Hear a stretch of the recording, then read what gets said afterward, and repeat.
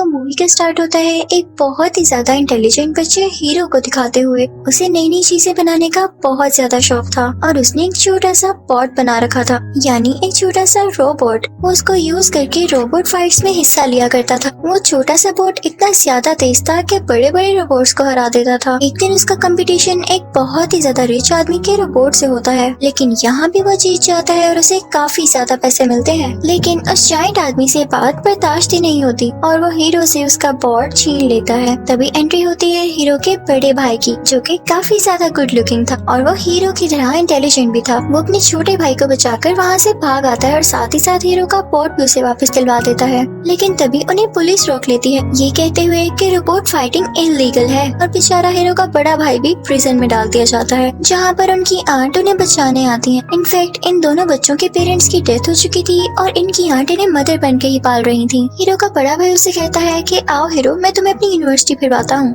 उसकी यूनिवर्सिटी एक scientific university होती है। वहाँ हीरो का बड़ा भाई उसे अपने 4 दोस्तों से मिलवाता है, जिसमें 2 मेल होते हैं और 2 फीमेल। लेकिन उनमें से एक साइंस का स्टूडेंट नहीं होता, जो कि हमेशा ड्रैगन कॉस्ट्यूम में ही रहता था। अब हीरो के बड़े भाई के बाकी 3 दोस्त उसे अपनी इन्वेंशंस दिखाने लगते हैं। अब हीरो का बड़ा भाई उसे कहता है कि आओ मैं तुम्हें अपनी इन्वेंशन भी दिखाता हूँ, और इसी के साथ वो उसे अपनी लैब में ले आता है। वहाँ पर वो अपने छोटे भाई के बाजू पर टेप लगाकर खींचता है तो उसे दर्द होती है। हीरो कहता है कि आउच, और ये आवाज सुन के उसका बनाया गया क्यूट सा रोबोट, जिसका नाम बेमैक्स होता है, एक्टिवेट हो जाता है। तो हीरो का बड़ा भाई उसे बताता है कि एक हेल्थ केयर रोबोट है और मैंने इसमें अपना बहुत टाइम लगाया है और इसके अंदर एक चिप है और ये काफी पॉजिटिव किस्म का डॉक्टर है। फिर बेमैक्स हीरो के बाजू पर किसी किस्म का कोई स्प्रे करता है, जिससे हीरो के बाजू की जलन बिल्कुल ठीक हो जाती है। ये बात हीरो को काफी इंटरेस्टिंग लग रही होती है। फिर हीरो का बड़ा भाई उसे बताता है कि तब तक डीएक्टिवेट नहीं होगा जब तक कि तुम इसे ये न कह दो कि तुमने मेरी अच्छी केयर की और मैं सेटिस्फाई हूँ अपनी केयर से। तो हीरो ऐसा ही कहता है तो वो रोबोट वापस अपने छोटू से बॉक्स में चला जाता है, जो कि उसका कवर होता है, जिसमें वो चार्ज भी हुआ करता था। तभी वहाँ पर कॉलेज का हेड आता है, जो कि उनकी बातें सुन रहा होता है। वो हीरो के हाथ में वही ब्लैक कलर का पॉट देखता है तो कहता है कि ये क्या चीज है। हीरो उसे सब कुछ बताता है तो वो कहता है कि अरे वाह, मुझे भी इसमें काफी इंटरेस्ट है और मेरी बेटी को भी, वो भी काफी जीनियस है। तुम इस यूनिवर्सिटी में एडमिशन के लिए अप्लाई करना और तुम्हारा भाई तुम्हें इसके बारे में सब समझा देगा।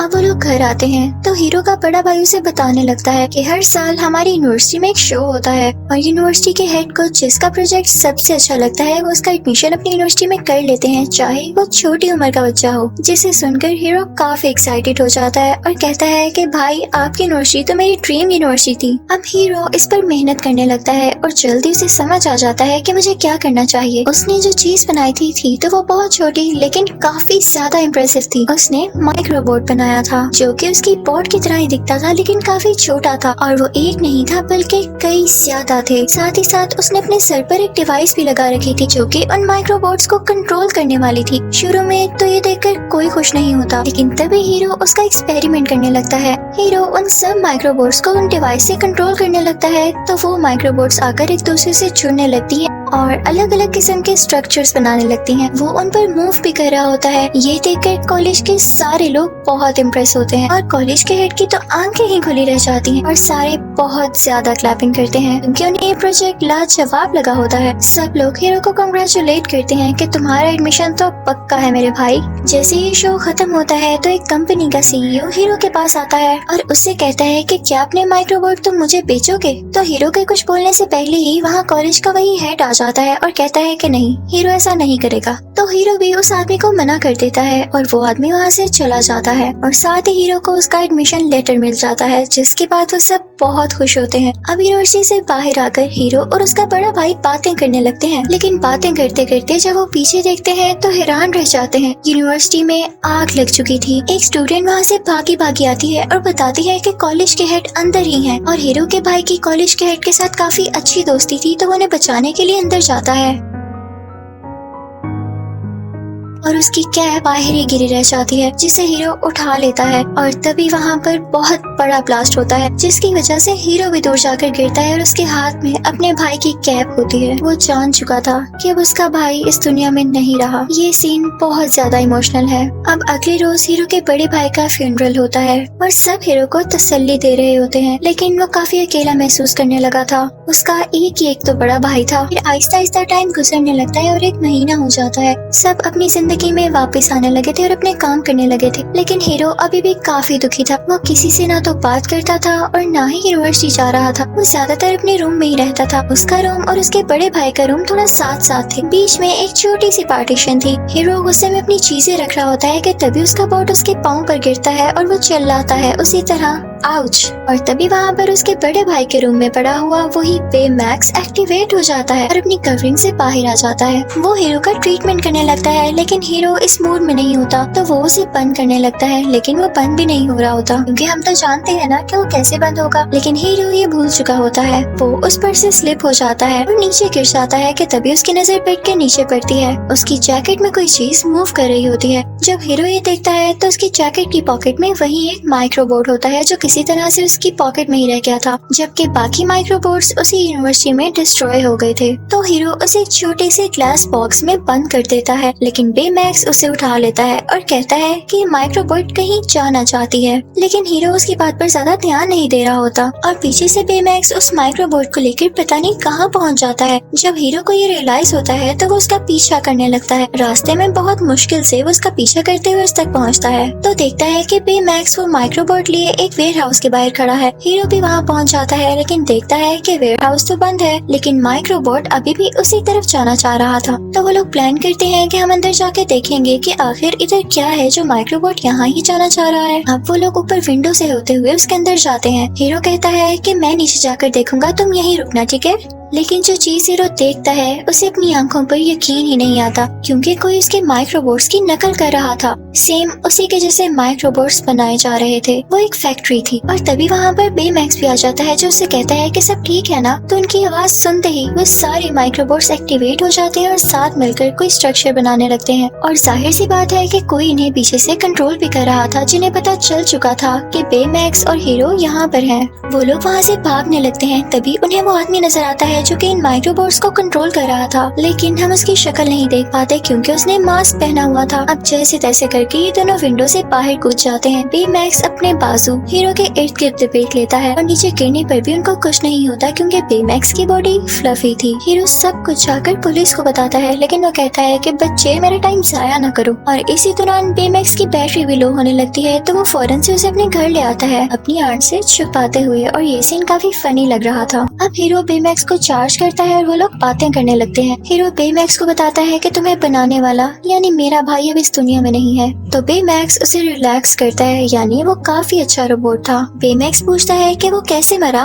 तो हीरो बताता है कि यूनिवर्सिटी में आग लग गई थी। लेकिन साथ ही हीरो कहता है एक मिनट रुको, मुझे कुछ याद आ रहा है। यूनिवर्सिटी में आग जान के लगवाई गई ताकि वहाँ पर हलचल मच जाए, लोगों को सिर्फ अपनी जान की पड़ी हो और कोई मेरी माइक्रोबोट्स को अपने पास ले ले। उसे ये सारा ट्रिक समझ आने लगता है कि जो मास्क वाला आदमी उन्हें दिखाई दिया था ये जरूर उसी का काम था, ताकि वो हीरो के माइक्रोबोट्स को चुराकर उन जैसे कई माइक्रोबोट्स बना सके। वो बेमैक्स के साथ प्लान बनाता है कि हम इस आदमी को रोक कर ही रहेंगे। वो उसकी चिप बाहर निकालता है और उसमें कई ज्यादा कराटे क्लिप्स और एक्शंस इंस्टॉल कर देता है और वो चिप दोबारा से उसके अंदर डाल देता है और साथ ही साथ वो उसे आर्मर भी पहनाता है। अब हीरो और बेमैक्स उसी वेयर हाउस तक पहुंच जाते हैं, लेकिन तभी वहाँ पर वही मास्क वाला आदमी माइक्रोबोट्स का काफी बड़ा स्ट्रक्चर बनाते हुए उसके ऊपर ही आ रहा होता है। और उसी जगह एक फैन भी आती है जो कि शुरू में तो बड़ी मिस्टीरियस लग रही थी, लेकिन उसके अंदर हीरो के बड़े भाई के दोस्त ही थे, वही चारों दोस्त। लेकिन वही मास्क वाला आदमी उन पर अटैक करने लगता है तो वो सारे डरकर फैन में बैठ जाते हैं और बेमैक्स भी उनकी वैन के ऊपर होता है। अब वो लोग आगे आगे थे और वो मास्क वाला आदमी उनके पीछे पीछे था। उन माइक्रोबोट्स की स्पीड काफी तेज थी। फिर अचानक से उनकी वैन पानी में गिर जाती है तो वो मास्क वाला आदमी समझता है कि शायद ये लोग अब मारे जा चुके हैं, लेकिन बेमैक्स अपनी बॉडी को और ज्यादा फुला लेता है और सब लोग उसकी बॉडी के ऊपर आ जाते हैं और वो खुद पानी से बाहर आ जाता है। इस तरह से किसी की भी जान नहीं जाती। अब वो सारे लोग वहाँ से घर आ जाते हैं इस बात का पता लगाने के लिए कि आखिर वो मास्क वाला आदमी था कौन। सारे ये कह रहे होते हैं कि वो वही कंपनी का CEO होगा जिसको तुमने वो माइक्रोबोट्स देने से इनकार किया था। तो हीरो कहता है कि वो जो भी है, जिस डिवाइस से वो माइक्रोबोट्स को कंट्रोल कर रहा है वो उसके मास्क के पीछे ही है, हमें उसके मास्क तक पहुंचना होगा, लेकिन इसके लिए हमें भी एडवांस सूट बनाने होंगे और हमें फाइट भी सीखनी होगी। अब यहाँ स्टोरी एक मजे का टर्न लेती है जब ये सारे लोग मेहनत करने लगते हैं और अपने एडवांस ड्रेसेस बनाने लगते हैं। अब फाइनली ये सारे अपने काम में सक्सेसफुल हो चुके थे। सबके पास अपनी एक अलहदा पावर थी और बेमैक्स को भी एक प्यारा सा आर्मर दोबारा से मिल चुका था। अब बेमैक्स स्कैन करता है कि वो मास्क वाला आदमी है कहाँ पर और ये सारे लोग बेमैक्स के साथ ही उस जगह पर पहुँच जाते हैं। वो अंदर जाते हैं तो एक सीसीटीवी फुटेज लगी होती है जिसमें ये दिखाया जा रहा होता है कि कंपनी के सीईओ ने एक पोर्टल बनाया था जिसमें उसने एक लड़की को भेजा, लेकिन उस पोर्टल में कोई खराबी हो गई और उस पोर्टल ने बाहर की चीजें अपने अंदर खींचना शुरू कर दी। तो उस कंपनी के सीईओ को मजबूरन उस पोर्टल को बंद करना पड़ा, लेकिन वो लड़की भी उसके अंदर ही रह गई। वो समझते हैं कि ये सारा काम वाकई सीईओ ने किया है क्योंकि वो नई माइक्रोबोट्स बनाकर इसको कंट्रोल करना चाहता है और पोर्टल को फिर से रिकवर करना चाहता है। अभी वो लोग बातें कर ही रहे होते हैं कि वहाँ पर वही मास्क वाला आदमी आ जाता है। वो उन पर अटैक करने लगता है। वो सारे लोग दूर जाकर गिरते हैं, लेकिन हीरो हार नहीं मानता और बेमैक्स के साथ उस पर अटैक करता है जिससे उस मास्क वाले आदमी का मास्क उतर जाता है और हीरो देखता है कि वो कोई और नहीं बल्कि कॉलेज का हेड है कि वो उस दिन यूनिवर्सिटी में आग लगने से मारा जा चुका था, लेकिन ये जिंदा था और यही था वो जिसने हीरो की माइक्रोबोट्स चुराई। इसने ये सब प्ले पर्पसली किया। हीरो कहता है कि मेरा भाई तुम्हारी वजह से मरा। वो बेमैक्स को ऑर्डर देता है कि इसे मार डालो, लेकिन बेमैक्स कहता है कि मैं एक हेल्थ केयर डॉक्टर हूँ और मैं इसको नहीं मार सकता। हीरो को कुछ समझ नहीं आता तो वो उसकी पॉजिटिव चिप बाहर निकाल लेता है और कराटे और इविल चिप उसके अंदर ही होती है, जिसके बाद बेमैक्स इस काबिल हो गया था कि उस हेड को मार सके। लेकिन उसके बाकी फ्रेंड्स उसे रोकने लगते हैं और कहते हैं कि ठीक नहीं है, तुम अभी बच्चे हो, तुम जेल भी जा सकते हो। और इसी दौरान हीरो के हाथ से उसका मास्क भी गिर जाता है जिसे कॉलेज का वो हेड उठाकर बाहर निकल जाता है उन्हीं माइक्रोबोट्स को यूज करके। और उसी दौरान उनके दोस्तों में से एक लड़की बेमैक्स की पॉजिटिव चिप दोबारा से उसके अंदर डाल देती है जिससे बेमैक्स दोबारा से पॉजिटिव हो जाता है और अटैक नहीं कर पाता। हीरो को सब पर काफी गुस्सा आता है। वो बेमैक्स को लेके वहाँ से चला जाता है और अपने गैराज में आता है। वो बेमैक्स से कहता है कि मैं तुम्हारे अंदर से पॉजिटिव चिप निकाल ही दूंगा ताकि तुम उस हेड को मार सको, लेकिन हीरो से वो चिप बाहर नहीं आ रही होती। तो बेमैक्स बताता है कि मैं आपको अब एक्सेस नहीं दे सकता, मैं हमेशा पॉजिटिव ही रहूंगा।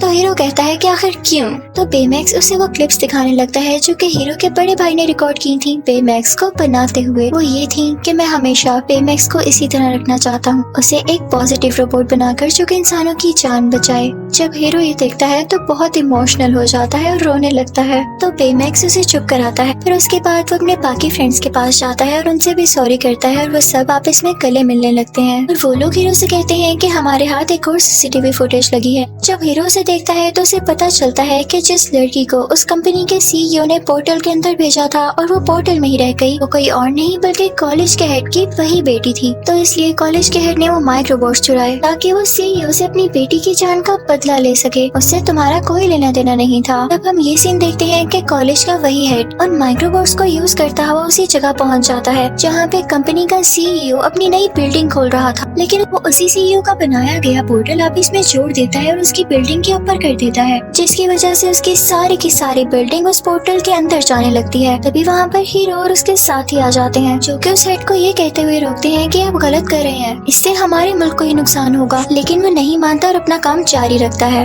वो बेमैक्स पर भी अटैक कर देता है और बेमैक्स दूर जाकर गिरता है और इसी की वजह से हीरो भी बिल्डिंग के अंदर जाकर गिरता है। अब वो पोर्टल तो मुसलसल बिल्डिंग को अपनी तरफ खींच रहा था, तो हीरो भी इस वजह से उस पोर्टल की तरफ खींचा चला जाता है, लेकिन बेमैक्स हीरो को बचा लेता है और बाकी सब उस हेड के माइक्रोबोट्स को रोक रहे होते हैं। अब हीरो सबसे कहता है कि हम इस तरह से इसको हरा नहीं सकते, हमें माइक्रोबोट्स को अलहदा करना होगा, क्योंकि ऐसा करने से सब माइक्रोबोट्स अलहदा होकर पोर्टल के अंदर जाने लगेंगे और हमारा काम आसान हो जाएगा। और फिर सारे यूनाइट होकर यानी मिलकर माइक्रोबोट्स के अंदर से गुजरते हैं, जिससे सारे माइक्रोबोट्स अलग अलग होने लगते हैं और पोर्टल के अंदर जाने लगते हैं, वैसे ही जैसे हीरो ने कहा था। ये चीज देख के उस हेड को गुस्सा आने लगता है, तो वो बेमैक्स और हीरो पर अटैक करने लगता है, लेकिन बेचारे के पास अब कोई माइक्रोबॉट बचा ही नहीं होता, तो उन पर अटैक कर ही नहीं पाता। अब बेमैक्स इस चीज का फायदा उठाता है और उसका मास्क पकड़कर तोड़ देता है, जिनसे वो सारे माइक्रोबॉट्स को कंट्रोल कर रहा था और इसी वजह से पोर्टल भी नीचे गिरकर टूट जाता है। लेकिन मजे की बात ये थी कि वो अभी भी खुला हुआ था। सब अपनी जान बचाकर भाग रहे होते हैं, लेकिन तभी बेमैक्स को फील होता है जैसे उसके अंदर कोई जिंदा है। वो लोग जानते थे कि हेड की बेटी इसके अंदर है, तो वो समझ जाते हैं कि हमें इसकी जान बचाना होगी। अब बेमैक्स और हीरो कहते हैं कि हम अंदर जाएंगे जाएंगे उसकी जान बचाने के लिए। अब जैसे ही वो लोग पोर्टल के अंदर जाते हैं तो बिल्डिंग का एक टूटा हुआ हिस्सा बेमैक्स को लग जाता है, जिसकी वजह से उस बेचारे का आर्मर टूट जाता है। अब उसके पास वैसी पावर्स नहीं रही थी जैसी वो पहले यूज कर रहा था, यानी वो अब उड़ भी नहीं सकता था। अब उनको वहाँ पर हेड की बेटी भी मिल जाती है, लेकिन उसका रॉकेट भी बंद हो चुका था। बेमैक्स के ड्रेस का एक हाथ अभी भी ठीक था। वो खुद तो उड़ नहीं सकता था, लेकिन वो ऐसा जरूर कर सकता था कि वो उस बंद हुए रॉकेट के साथ अपना हाथ लगा दे और वहाँ से उसको शूट करके पोर्टल से बाहर भेज दे। लेकिन ऐसा करने की वजह से बेमैक्स खुद पोर्टल के अंदर ही रह जाता, क्योंकि सारी फोर्स उसी ने लगानी थी और इसकी वजह से वो पीछे चला जाता। हीरो कहता है कि नहीं, मैं ऐसा होने नहीं दे सकता। तो बेमैक्स कहता है कि मैं ऐसा करूंगा क्योंकि मुझे इंसानों को बचाने के लिए ही बनाया गया है। तो चलो शाबाश, जल्दी से मुझे बताओ कि तुम मेरी केयर से सेटिस्फाई हो ताकि मैं डीएक्टिवेट हो जाऊं। तो हीरो काफी इमोशनल हो जाता है और रोते हुए कहता है कि बेमैक्स, मैं तुम्हारी केयर से हमेशा सेटिस्फाई था और अब भी हूँ। और तभी बेमैक्स उस रॉकेट को शूट कर देता है और खुद पीछे की तरफ चला जाता है। अब वो रॉकेट और हीरो उस पोर्टल से बाहर आने लगते हैं, लेकिन बेमैक्स अभी भी अंदर होता है। हम ये देखते हैं कि उस हेड की बेटी को हॉस्पिटल ले जाया जाता है, जबकि उस हेड को अरेस्ट कर लिया जाता है कि उसने इतना बुरा काम किया, चाहे उसने अपनी बेटी के बदले में किया। ये सारे लोग भी अपनी अपनी लाइफ में बिजी हो चुके थे, लेकिन हीरो अभी तक अपने भाई को और बेमैक्स को नहीं भूला था। एक दिन हीरो को बेमैक्स की याद आ रही होती है तो उसका सूट निकाल कर देखने लगता है और उसके अंदर से उसे उसकी चिप मिलती है जो कि उसने निकाल दी थी। हीरो क्योंकि काफी ज्यादा इंटेलिजेंट था तो वो भी एक बेमैक्स बनाता है और उसमें वही पुरानी चिप लगा देता है जिसमें बेमैक्स की सारी मेमोरीज भी होती हैं। और यहाँ पे बेमैक्स सेम टू सेम पहले की तरह बन जाता है। हीरो उसे गले से लगा लेता है और ये सारी बात वो अपने दोस्तों को भी बताता है और अब वो डिसाइड करते हैं कि वो अपनी पावर्स का अच्छा यूज करेंगे और इस पूरे शहर में पीस रखेंगे। और इसी के साथ ये मूवी यहीं पर एंड हो जाती है। Thank you for watching.